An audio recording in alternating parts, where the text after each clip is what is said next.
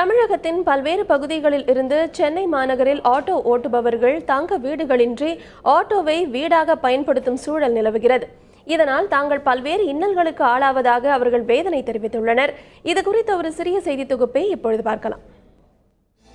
சென்னை மாநகரில் மக்கள் அதிகம் கூடும் இடங்களான பாரிமுனை, எழும்பூர், கோயம்பேடு ஆகிய பகுதிகளில் ஆயிரக்கணக்கான வெளியூர் ஆட்டோ ஓட்டுநர்கள் ஆட்டோ ஓட்டி பிழைப்பு நடத்தி வருகின்றனர்.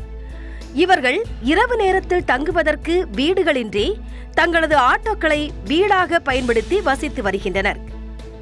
படுக்க வந்தது சார். ஆனால் இங்கே எங்களுக்கு பேச்சலுங்கிறதால எங்களுக்கு வாடகை கொடுக்குறதுக்கு முன்ன பின்ன வாடகை வீடு கொடுக்குறதுக்கு முன்ன பின்ன பார்க்குறாங்க.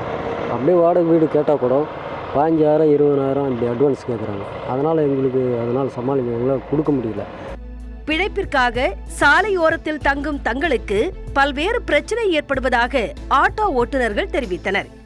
இரவு நேரத்தில் கண்காணிப்பு பணிக்கு வரும் போலீசார் சில நேரங்களில் ஆட்டோ ஓட்டுநர்களை அழைத்து இங்கு தங்குவதற்கு அனுமதி கிடையாது என்று எச்சரிப்பதாக சொல்கிறார்கள்.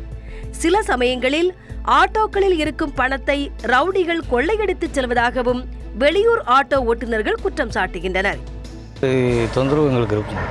என்னைக்காவது ஒரு நாள் திடீர்னு வண்டி எடுத்துகிட்டு போயிட்டு ஓரமாக போடுங்க, அப்படி தொந்தரவு பண்ணக்கூடாது அப்படிம்பாங்க. அதனால் நாங்கள் போய்ட்டு சில நேரத்தில் ரவுடியும் வருவாங்க. டூல்ஸில் இருக்கிற பணம் இதெல்லாம் கூட திருட்டு போக சான்சஸ். இது போன்ற பிரச்சனைகளில் இருந்து தங்களை பாதுகாக்க ஒரு நல வாரியமும் தங்கும் விடுதி ஒன்றையும் அரசு அமைத்து தர வேண்டும் என்பதே வெளியூர் ஆட்டோ ஓட்டுநர்களின் கோரிக்கையாகும். 99% வெளியூர்ந்து ஓட்டுறவங்க தான் நாங்கள் படுத்துக்கிறோம். இங்கே எங்களுக்கு ஒரு நலவார மாதிரி அமைச்சு கொடுத்தாக்க, இல்லை கவர்மெண்ட் குவார்ட்டர்ஸ் மாதிரி அமைச்சு கொடுத்தாக்க, கவர்மெண்ட் பேச்சை கேட்டுக்கிட்டு கவர்மெண்ட் சொல்கிற ரேட்டு ஒத்துக்கிட்டு நாங்கள் வண்டி தயாராகிறோம் சார்.